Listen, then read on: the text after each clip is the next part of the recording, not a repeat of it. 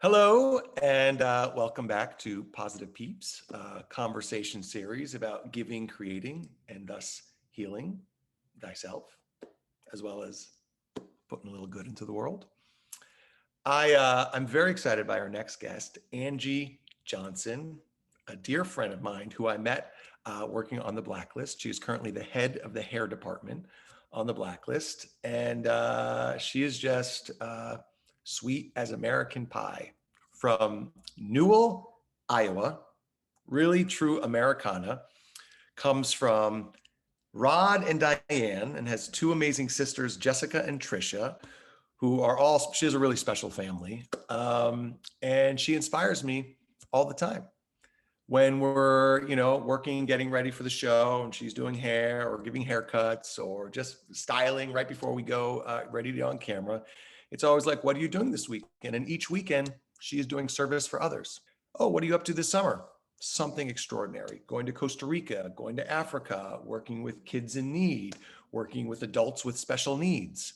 Just gives of her time. She really lives a life of service when she's not doing her profession. And also, cutting hair, I think, is an art. So she lives her life as an artist, working in the entertainment industry and spending her other spare time in service when not spending time with her amazing dog, Izzy, who is also my friends and friends with my dog. So she's really my kind of peeps, and she always inspires me. We always have the best conversations, and I can't wait for you to meet her. So without further ado, welcome Angie Johnson. Angie! Hello, how are you? I am so happy to see. There's Izzy! Hi, Izzy. I knew you were going to do that. Yep, Izzy's just sleeping on my lap. People should know that Raina and Izzy, our dogs, are good friends. You and Izzy attended Raina's birthday party a couple years ago. Did go. And I've gotten haircuts from you with both Izzy and Raina on my lap before. Dreams. Honestly, there's so much I want to talk to you about, but let's start with Izzy, since there she is giving you kisses right in the beginning of our conversation. So let us know how Izzy came into your life. It was just love at first sight, and I didn't know anything about her, and she just ended up being like the most perfect dog that I could have ever asked for. And she's been traveled all over the world with me already. She's almost 12 now. I've seen her on kayaks. I've seen her on road trips. Yep. I've seen her she got blessed at the church, right? It was a blessing for dogs and pets. Yes, exactly. At St. John's the Divine on the Upper West Side. Yeah. So tell us a little bit about your parents, because I already know that they have all sort of lived a life of volunteering and service and so forth. So tell us what they do, what volunteer work they do, and maybe a bit about your sisters too. So my parents, I just was born, I'm the luckiest girl ever. My parents are just the loveliest. My mom has worked at our local nursing home since she was in high school. That's her job.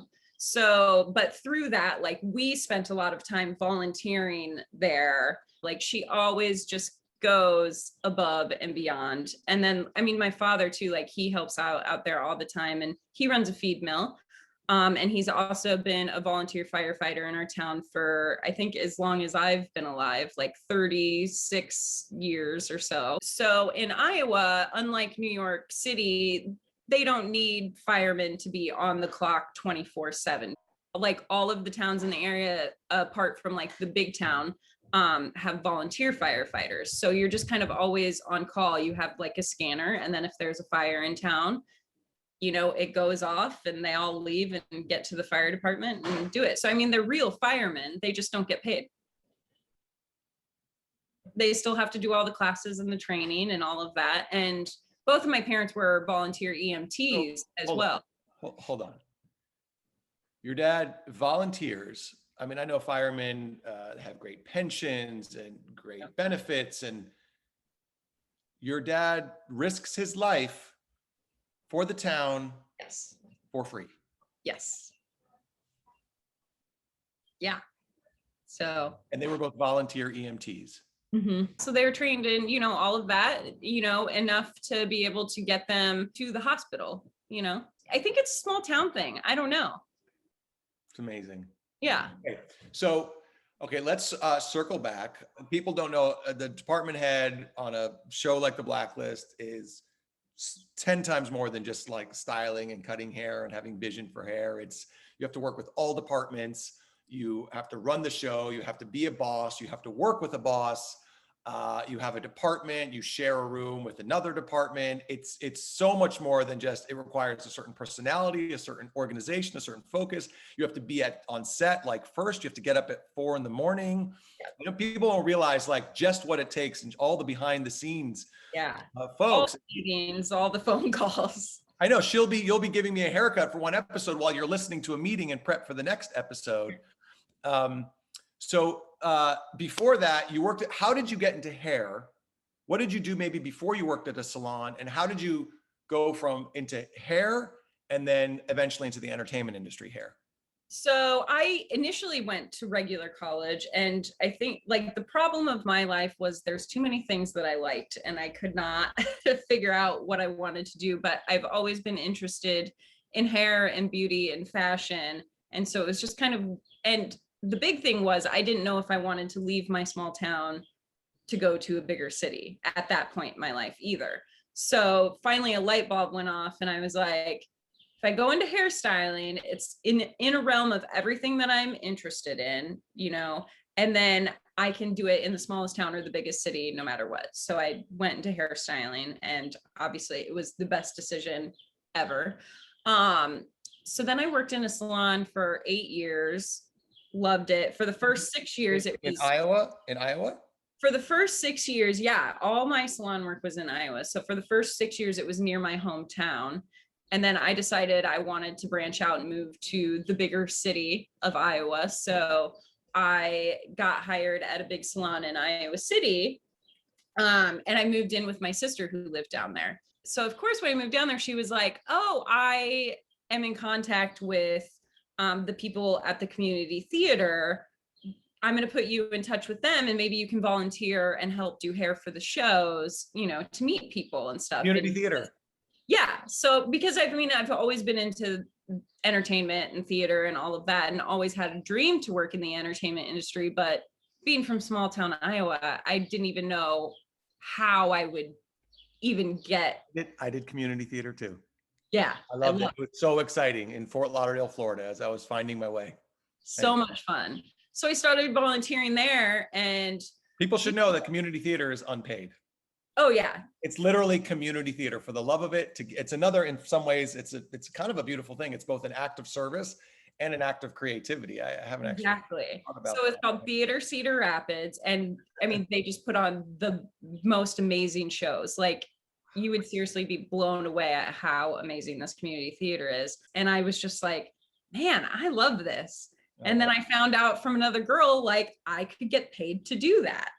Oh, wow. And so I had a successful salon career there by that point, but on a whim, I went online and sent out my resume to a bunch of different regional theaters and got hired at the Merry-Go-Round Playhouse and did a national tour and met a ton of people from New York City. So then I was like, all right, well, I feel like I'm ready to move to New York City. Wow. Moved here, started on Broadway. What was the Broadway show that you first did?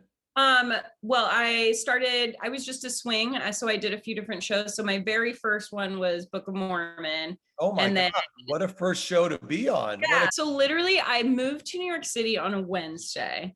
I handed out resumes on a Thursday, and I started my first night at Book of Mormon on a Saturday. Where would you say craft versus art meet in sort of the world of hair, cutting hair, and then the world of wigs? And then also you have to work with the artist and the production and so forth. How would you kind of describe that dance and where that instinct and sort of expertise came from? I do feel like, I guess it's kind of a cop out, but I do feel like a lot of it is like a natural ability, but obviously you have to put the work in to, really hone those skills. So Actually, like the state of Iowa requires the most schooling for cosmetology out of all of the states. People are always fascinated by that, but we have to do 2,100 hours. But then once you get out of school, that's where that's where the work comes in. So, like I was always seeking out extra education on stuff and, learning from coworkers. And that's what I love about doing hair is like you never have to stop learning. There's always something new that you can learn from people that have been dressing hair for 50 years to people that are just out of school. You can still learn new stuff from them. You can take little bits from everybody. And I think that's where like the finesse comes in, is like you take little bits from all the places that you learned and then just pick what works best for you. And then that's where you create your own kind of personal style and how you do things. You just described exactly how I feel about acting and directing. Yeah. Exactly. You can't stop learning. It's constantly a process. You take a little bit here. I've learned from James. I've learned from Harry.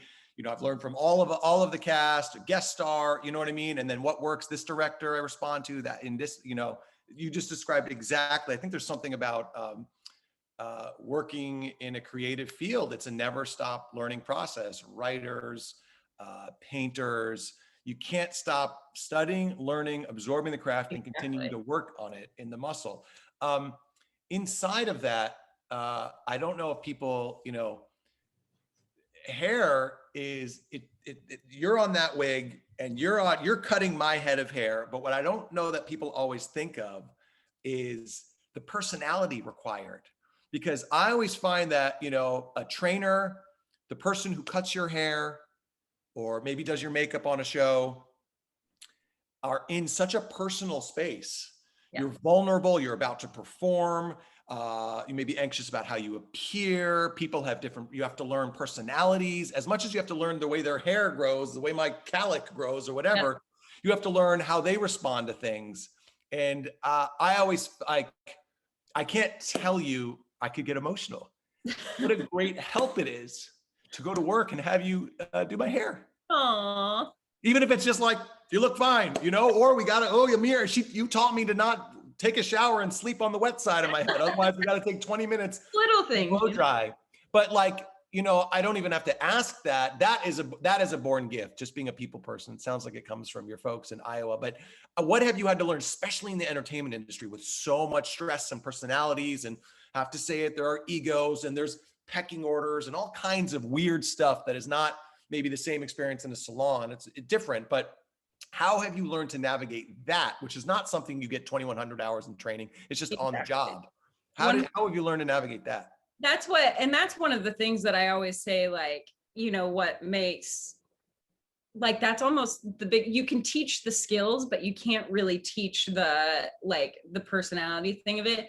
And I mean, the biggest thing is being able to read the room, because you go in, with an actor or a client or whatever, and some mornings they're in a super good mood and want to chat. Like, you always kind of let them lead you to where, that's like the key. You have to let them lead you where you're going to go. Or if it's a day where you've got a lot of lines and you need to be in your head and you need to relax, then that's a day where I'm just going to come in and not really talk, say hello, goodbye. And because that's what you need that day. So, I mean, that's really the most important thing, is just being able to read where people's emotions are right when you enter the room, and then acting accordingly.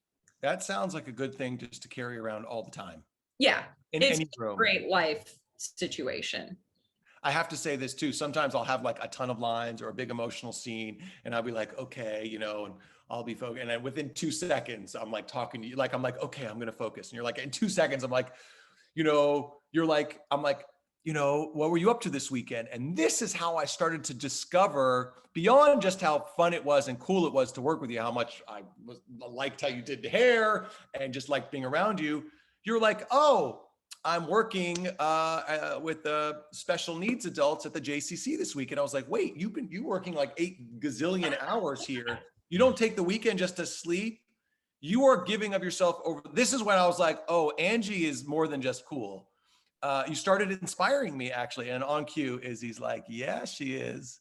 Yes, she is. Yes. So, and then it's like, what are you doing this summer? You know, and then it's like, oh, I'm going to Costa Rica. Oh, no, no, I'm going to go to Africa and work with this project called Go Be Loved. I mean, it's like, what? Is this why you seem so happy all the time? Yeah, I guess, I mean, really that has everything to do with it. Yeah. I will say, like, the pandemic, I mean, I noticed, unfortunately, like, a difference in my happiness, because I mean, I still am volunteering, but not as often, just because everything's moved virtually and we can't meet in person. And so, you know, we're still doing Zoom things with the JCC, which is great, but like, communicating through a screen doesn't quite give the uplifting feeling that it does meeting in person. What did you do during pandemic to sort of sustain yourself?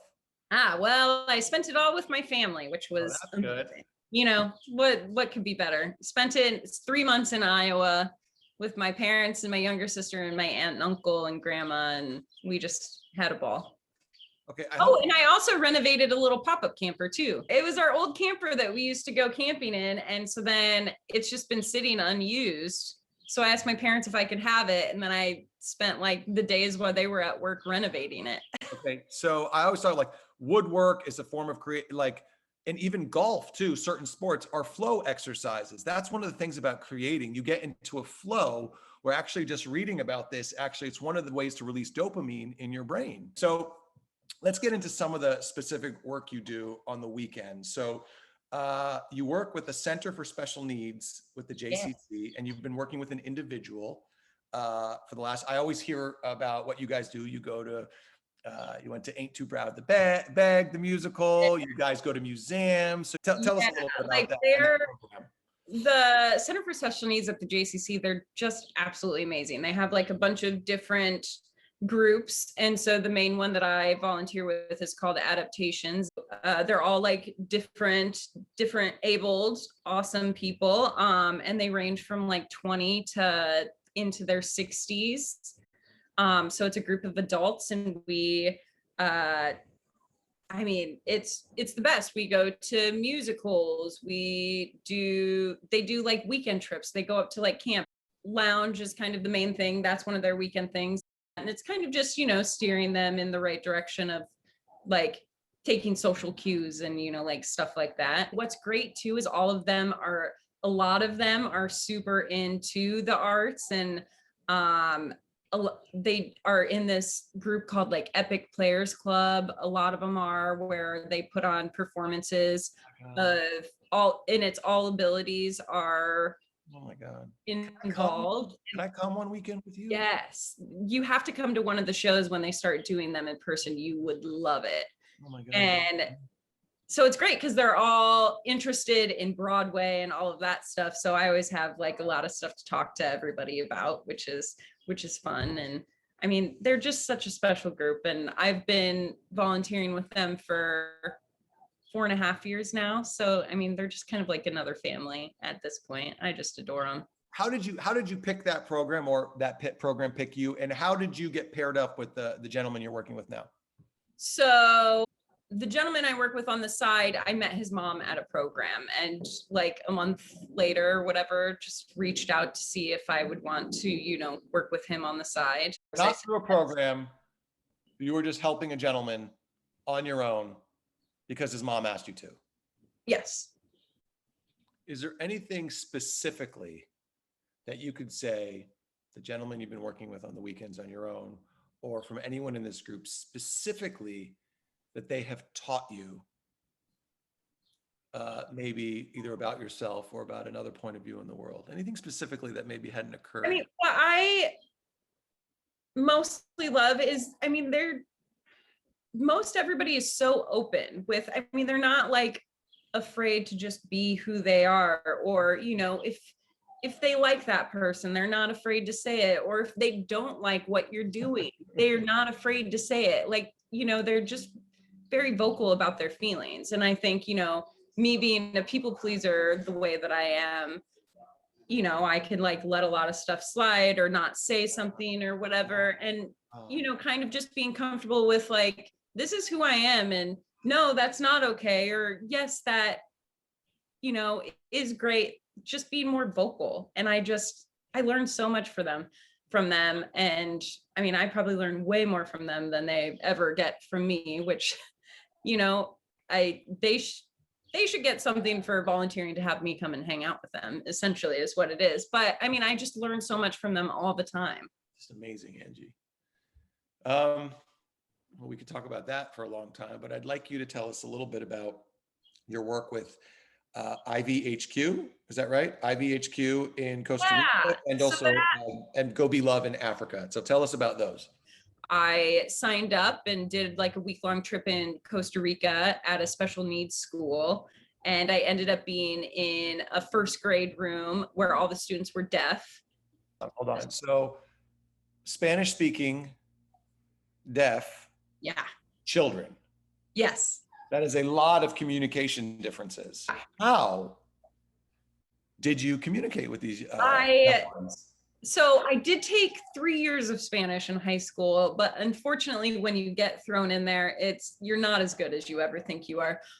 So I did use my phone and Google Translate a lot because the teachers didn't speak English either. And so then luckily, but Google Translate doesn't work with someone who may be deaf unless they can read, but these are little kids. Luckily, both of the teachers, I could communicate with them through it, and also through like the little bit that I knew. And then, but a lot of it was like, hey, you like do this.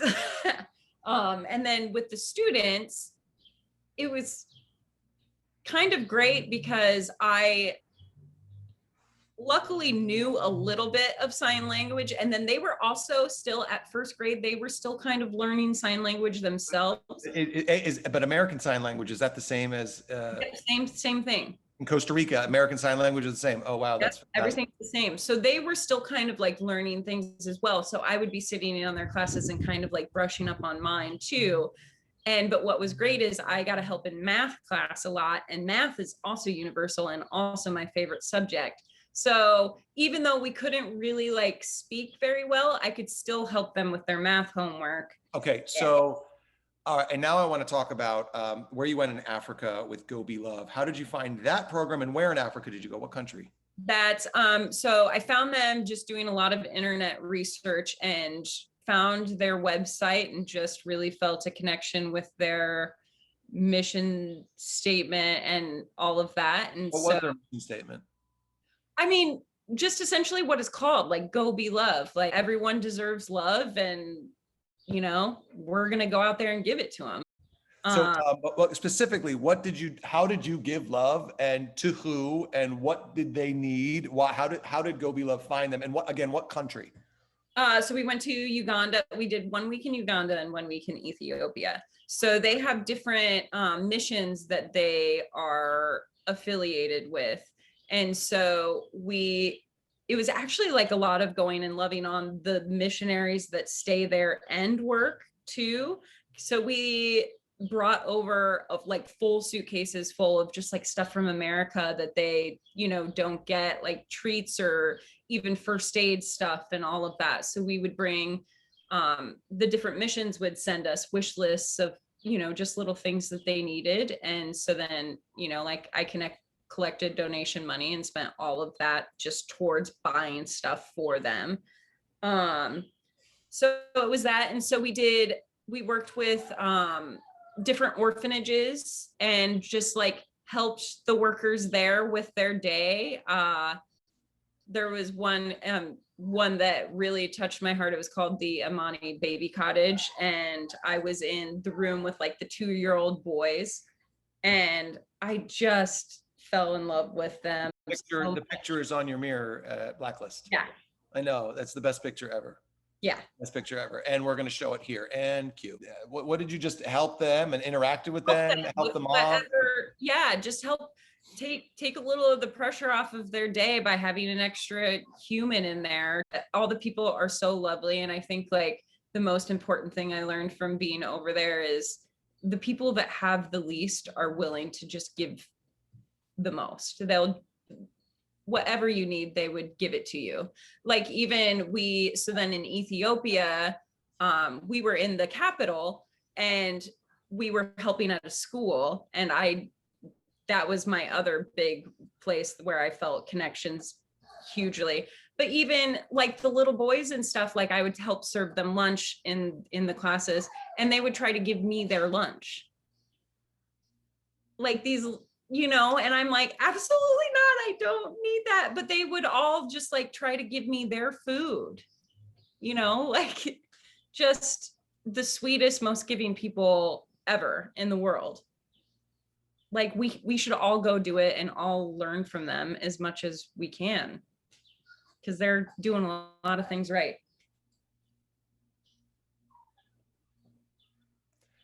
On that note,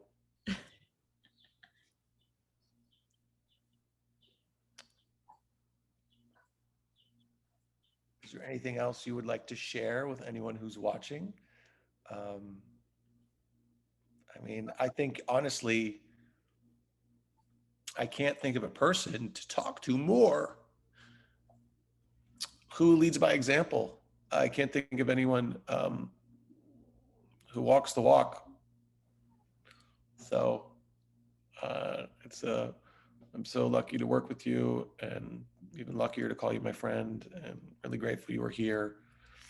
And I don't know, keep doing what you're doing. I don't know. I'm gonna I've learned so much here. I want to go participate in some of these other programs.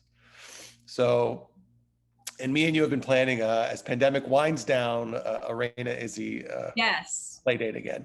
Definitely. All right, Angie.